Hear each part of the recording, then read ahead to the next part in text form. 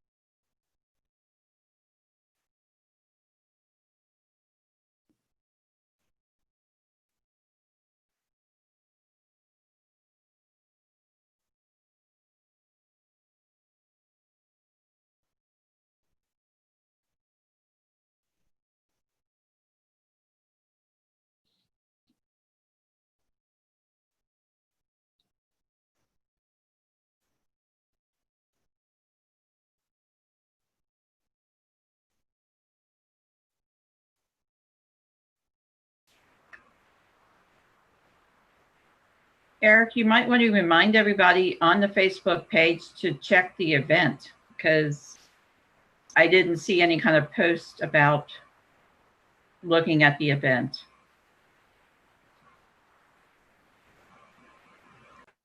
Okay.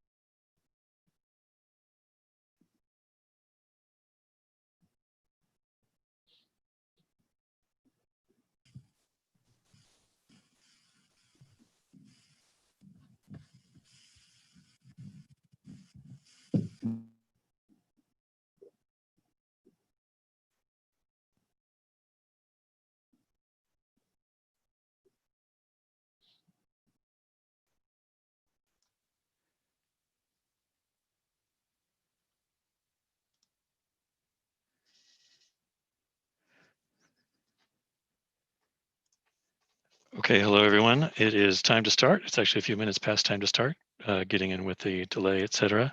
So let me share my screen here to go over the content for today. Give me just a moment to get that going.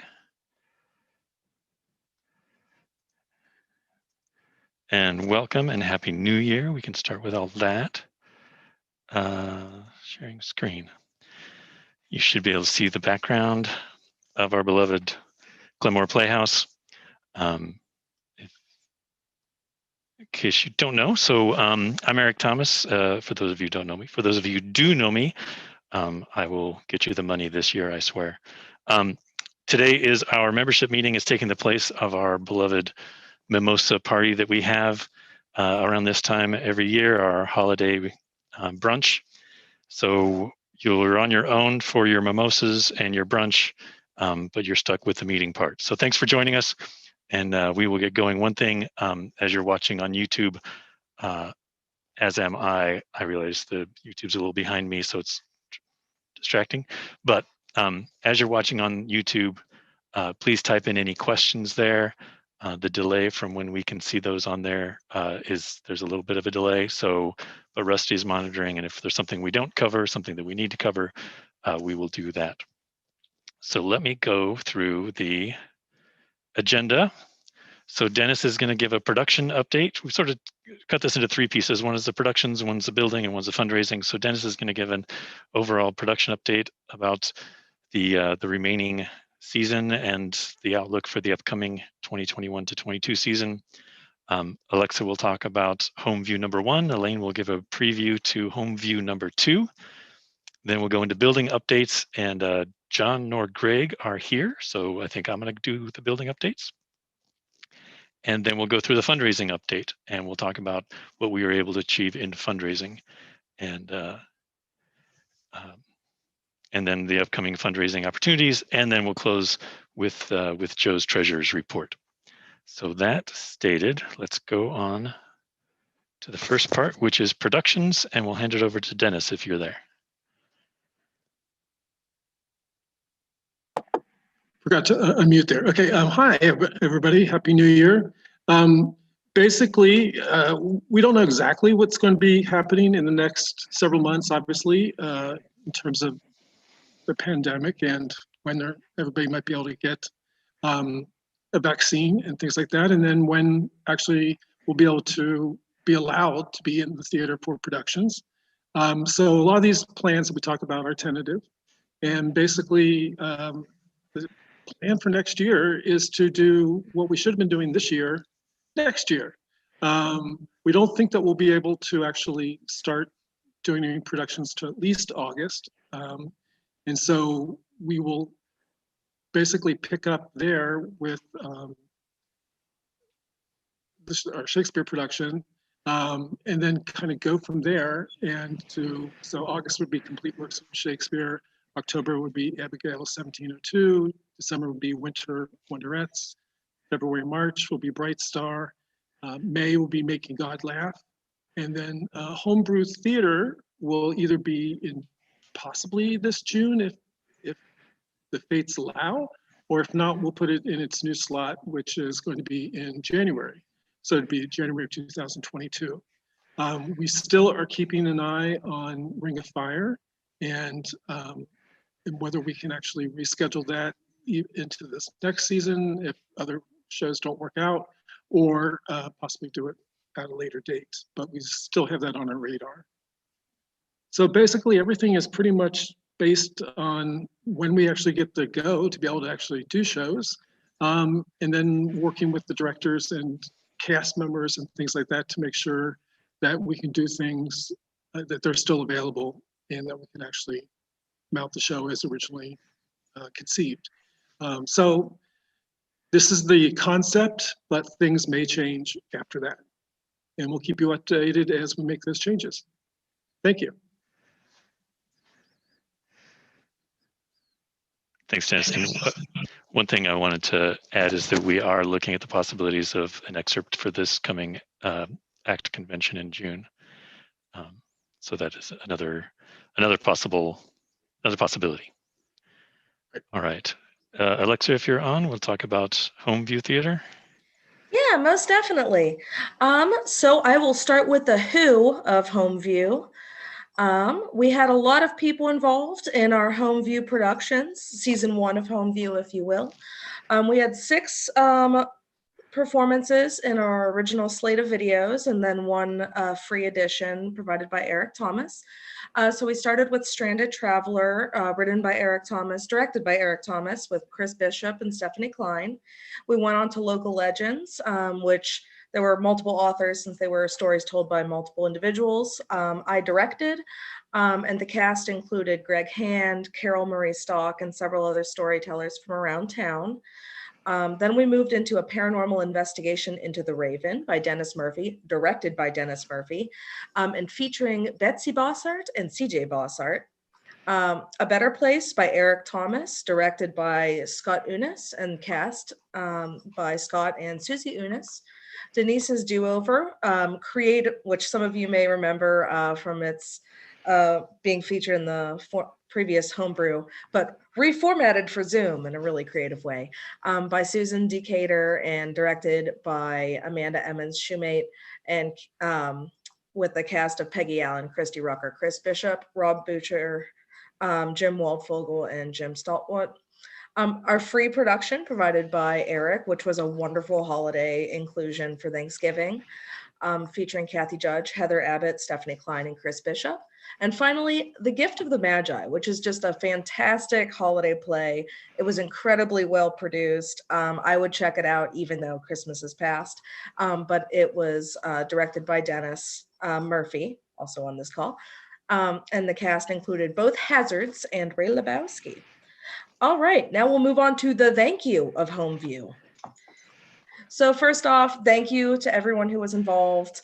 There was a lot that really went into these productions. If you haven't seen them yet, I'd strongly recommend it. We had producers, directors, actors, but we also had people on the other end of the camera. So we had people filming, we had people editing. We really came together to make an awesome season in the best way we could, working with what we had. And there's a lot to be proud of. And just thank you to everyone who was involved. So let's move on to the do's of home view. Sales were great. I think that they absolutely met expectations, if not exceeded. So we really want to thank you for this support. And it really speaks to the love and the quality that went into these productions. We had 50 series subscriptions, 30 individual tickets for, individual one-off for different productions, and complimentary access was also given to the 2020-2021 season subscribers, just as a thank you, and we know you're going through these times. So now the please view of home view, the videos are still available. You can still continue these great efforts, and you can still support these great efforts. Go on, watch them. I rewatched a couple of them this morning, and you know what? They're just as good for the second view as well. And you can get your tickets at thedramaworkshop.org. So now I will hand it off to Elaine for the what's new of home view. Hi, what is new and what we're going to be presenting this year is a new collection called the Monologue Collection. This is a group of friends, Chris, Betsy, Stephanie, Lindsay, Fred, and Eric, who decided to get together to write. From what I understand, Stephanie and Lindsay had never really written any plays before, where the rest of them have done so. So this was a good exercise in what they could produce, their feedback from their colleagues, and what we've come up with are a monologue from each of our writers. We have been voting on, they've submitted 2 of them for the production crew to vote on. And we've come up with a single monologue from each of the authors that will be from 2 minutes to 5 minutes. So they're very short, they're very good. We've read them, we voted, and we'll let you know when that will be. And the date for the viewing of that is slated to be January 29th. The next one is called The Rules. It's about what you do in preparing for a date, how you can talk yourself into it or talk yourself out of it. Written by Jessie Faye, who is a local actress who works a lot with Tri-County. Director is Jeff Wykeham, who I'm not personally familiar with, but he's gave a very good way of presenting the rules, and it's going to star him and Maddie Wykeham, his wife, I guess. Okay, and that date is for February 12th. Second Story Jobs is by Fred Takon and going to be directed by Lynn Aronson, starring Michael Sharon and Rusty Lacey. I believe it's about a burglary and who is supposed to be the tooth fairy. And we had presented this at one of the home brews. That date for presentation is February 26th. As you can tell, we're kind of doing this like in 2 or 3 weeks segments. So it's just a good flow for the whole thing. The fourth one is called Goodwill. It's by Terry Foltz, who is a very noted author of short plays. She's done a lot of work with Village Players, and she's done one of our other homebrews. And Julie Jordan is going to be directing that, and that is for March 12th. It's what you do when you're faced with cleaning out your loved one's stuff and what happens. The fifth one is Indian Sign, which we did at a homebrew last year, I believe. Clint Brankamp wrote it. Richard Zank is going to be directing it, and that's slated for March 26th. And the final one is called I'm Bloody Retired, written by Eric Thomas, directed by Dennis Murphy, and slated for April 9th. It's very funny. It's about a retired detective on his last case. And it reads really well. So we're looking forward to that one also. The last 3 have not yet been cast. So we are in the process of doing that.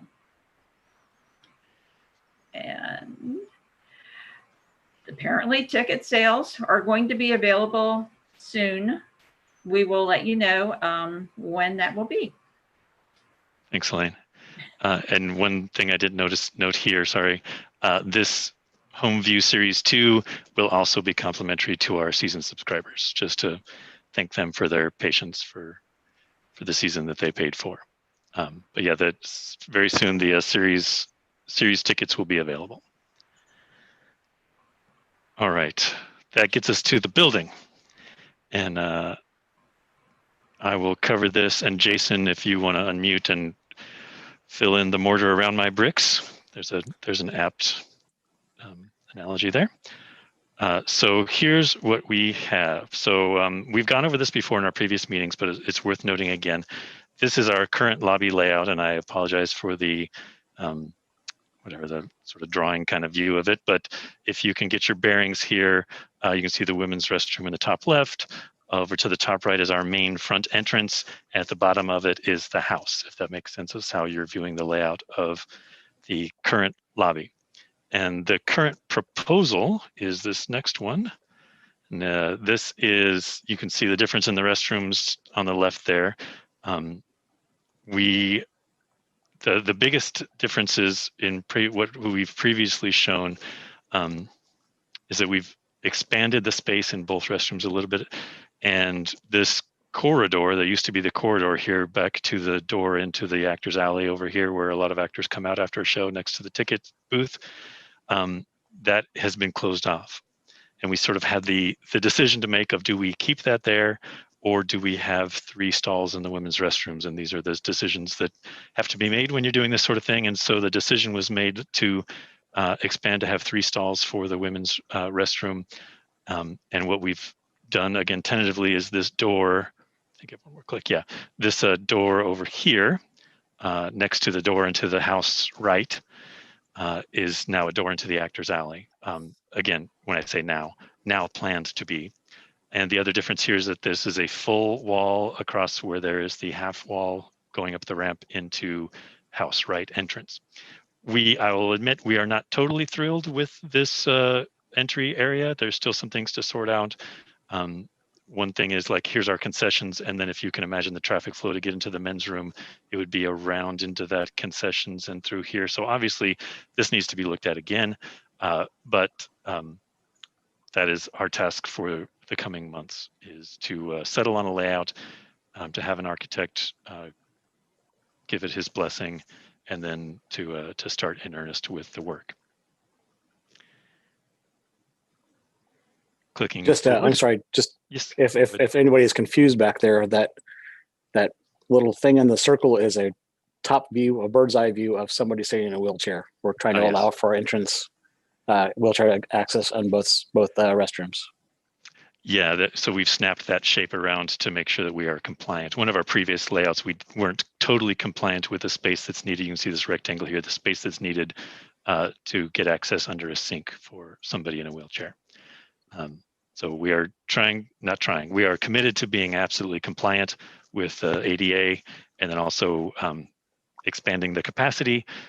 Our house size, if it were ever need to grow from its current 96, by code, we can go some numbers higher, and we would like to have the restrooms done and able to support that if we did need to grow the house. Thanks, Jason. Certainly. So with that, we're almost ready to start. The timeline for work on this is from February to June. We will be putting the call out on Sign Up Genius to invitations for construction support. All are welcome and can contribute, just like when we do things, set builds. Every pair of hands is helpful regardless of skill level. We are going to do Sign Up Genius though, because it is a tighter space, and so we will need to limit the number of people who are in the space working. But that will be coming out, so keep an eye out for that. And thank you in advance. So that gets us to the fundraising. We have a lot to do, but do we have the money? That was the vote that happened last time, or what was presented for voting last time. And the vote was yes, please proceed, but there were obviously correct concerns about fundraising. Well, I can tell you, I'm happy to inform you that you did it. We were flabbergasted and humbled by the generosity of people in contributing to this project, and it is really, I'll admit that I got emotional about it, the amount of support that we were able to get for this.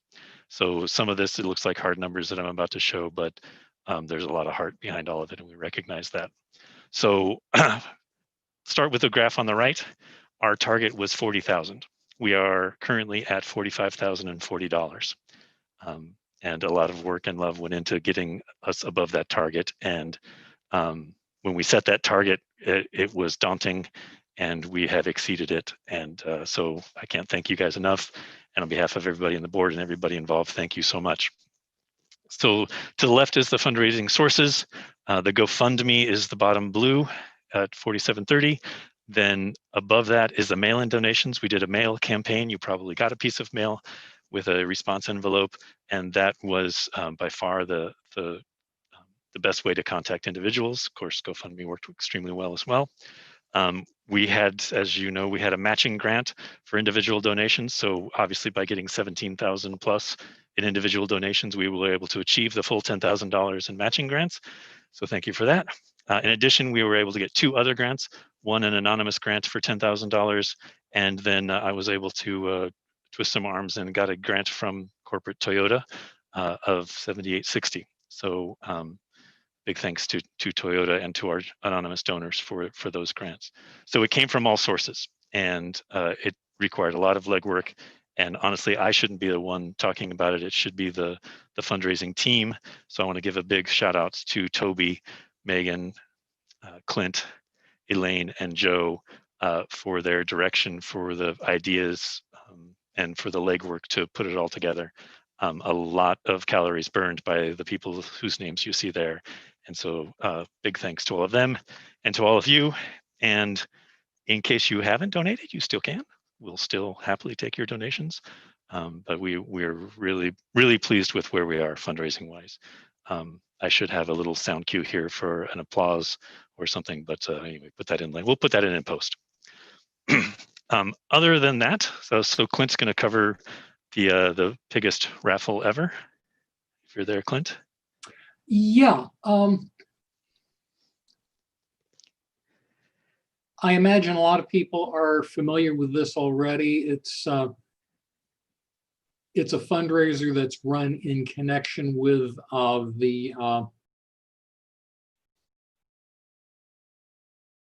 the Flying Pig Marathon. They do a fundraiser, a fundraising raffle for that a number of local nonprofits are allowed to participate in. The idea is when people buy tickets to the raffle, they can designate a local nonprofit to get the proceeds from the ticket they buy.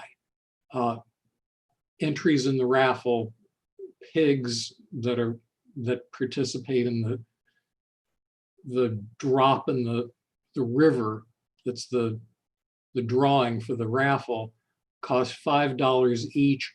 All of those proceeds go to the charity that the donor selects. We actually got $1,335 from this, representing pigs at $5 each. These are sold in, like groups of 5 or groups of 10, typically. So even in groups, that represents an awful lot of donations. We publicize this in emails, on our Facebook page, things like this. If I remember correctly, I bought them 3 different times. Bought a few weeks later, I bought a few more, a few weeks later, I bought a few more. Still, that's an awful lot of donations, and $1,335 without an actual material effort on our part is a pretty nice return. So good for us, and thanks to the Flying Pig Marathon. Absolutely. All right, and there's one other note in the fundraising world. Rusty, if you want to talk about our other opportunities. Sure thing. First of all, Happy New Year. Thank you. Can't say enough thank yous. We couldn't be as far as we are without your help. That being said, we're not doing shows. We're not bringing in any money, so we need more help. We still have the GoFundMe available specifically for the restroom project.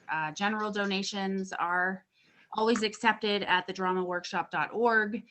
We are still selling Mike's car wash cards. Thanks to a generous donation, we get to keep all of the money versus splitting it with Mike's Car Wash. So great as gifts, great for whatever, but do email the box office if we can get you one of those Mike's Car Wash cards. And again, thank you, and Happy New Year. Great, thanks, Rusty. And that leads us to the anchor for any of these meetings, which is Joe and his opening statement. Thank you very much. Happy New Year, everyone. For my opening statement, I just wanted to note the fact that back in the Middle Ages, there was happened to be a gentleman who worked in the king's bakery, One of his main jobs was constructing the batter and pouring it in the process of making the rolls that were used for the King's Wurst sausage sandwiches. So because people's names at that time were generally associated with their jobs, he was known as Richard the Poor. As it's turned out, he ran out of a special ingredient that he needed to complete the batter that he was working on. And he asked one of his assistants to go to the market to obtain the ingredient. Unfortunately, the assistant was not very competent. When he got to the marketplace, he could not remember the name of the special ingredient. So he thought he would ask the storekeeper for what he was trying to do. And perhaps the storekeeper could remember what the special ingredient was. So he said, for Richard the Poor, for batter for worst. I don't think that worked. No, I'm sure they're laughing. I don't Boo. think we'll give them a minute. It's pretty good. Yay. All right, there you go, Joe. All right, moving on. So we are looking at the current net worth of our accounts. The main one that we care about is PNC bank checking account up to $94,000, which I just learned this morning is actually a little bit low because Valerie has just deposited and made another deposit of over $3,000, most of that for donations for the restroom project. So it actually is at this time is closer to 97,000. So that's outstanding. Again, thanks to everyone who has contributed and helped with that project and process. Unless anyone has any questions, we can move on. So this is general income and expenses for the current season year, which started June 1st. Because we are not doing any shows at this time, other than the Home View project, all costs and all income has just gone into general income and expenses. So you will see some notice or lines in here for homebrew income, which is actually Home View, and homebrew expenses, which is actually Home View. So those items are listed on that page there. And you can see that we've had a large amount of donations for the restroom and otherwise. So again, thanks to everyone. We're considering our current state with productions, we're doing certainly as well as we could ever hope for. We're certainly in much better financial condition now than we were 2 or 3 months ago. So very good for everyone. Okay. Thanks, Joe. So that gets us up to Q&A, which today I've decided is quartz and amethyst. Last time it was quinine and absinthe, but I'm off the sauce now. I'm onto the hard stuff, quartz and amethyst. So with that, I've been looking at the chat a little bit, but Rusty, do you have anything? I see some questions about the layout, and maybe those can be, well, we can address those now, I guess, if we want. Rusty, do you have anything that you want to bring up on there?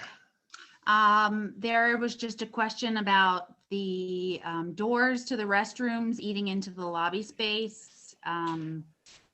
Yeah, I think we are going back and forth between having functional doors or having a no-touch entrance.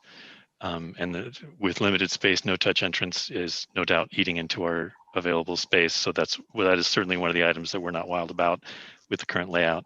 I think from my own mind, when we get to a layout we might involve, I would suggest that we involve some of the people who are most interested and knowledgeable about that among our membership, and make sure that we get a few more voices looking at it. Voices looking? Sure. Eyes looking at it, voices heard. All right. Anything else from there, Rusty, that you think warrants attention? Terry just wanted to know if you cried. right now, maybe. I don't know. Could be. I told her we all did, and we needed a group hug. A socially distanced group hug, Yes, digital group hug. elbows. We Yeah. got good reviews in the chat from the joke, Joe. So that's good. The usual, the usual.